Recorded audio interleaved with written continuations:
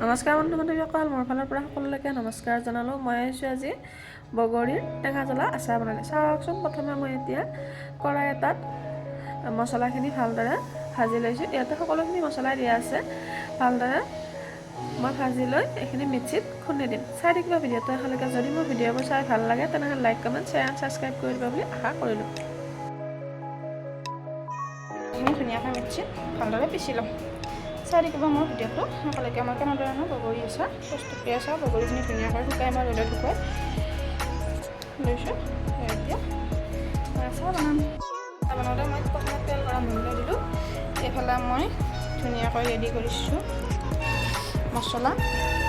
জিৰা মই খুন্দি লৈছিলোঁ আগতে, জালুক, তাৰপিছত এইফালে মই প্ৰথমে তেজপাত দিলোঁ।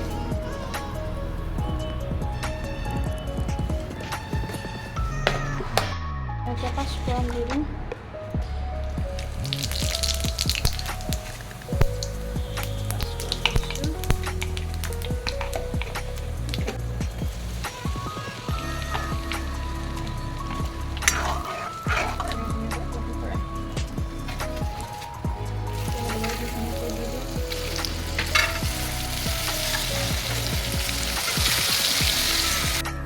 এতিয়া পৰিমাণ অনুযায়ী নিমখ 1 চামুচ এড কৰি দিছোঁ।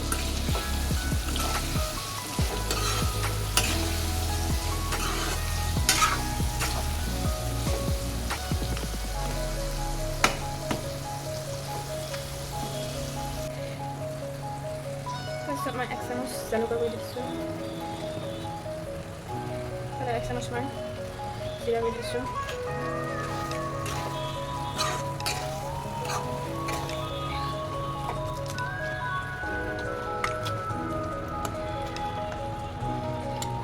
আৰু তেল মছলা আছে যিখিনি মই সম্পূৰ্ণ এড কৰিছোঁ। মই লাষ্টত এতিয়া ৰেড চিলি পাউডাৰ অলপ ইউজ কৰি দিম। নিজৰ পৰিমাণ অনুযায়ী দিব।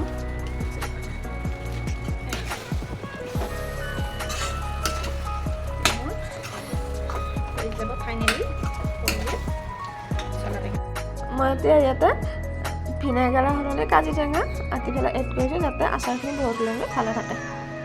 তো দেখুৱাব। ফাইনেলি ৰেডি হৈ গ'ল বগৰীৰ জ্বলা টেঙা আচাৰ। এইদৰে আপোনালোকৰ ঘৰতে বনাই চাব। যদি ভিডিঅ'টো চাই ভাল লাগে তেনেহ'লে লাইক, কমেণ্ট, শ্বেয়াৰ, ছাবস্ক্ৰাইব কৰিবলৈ আশা কৰিম।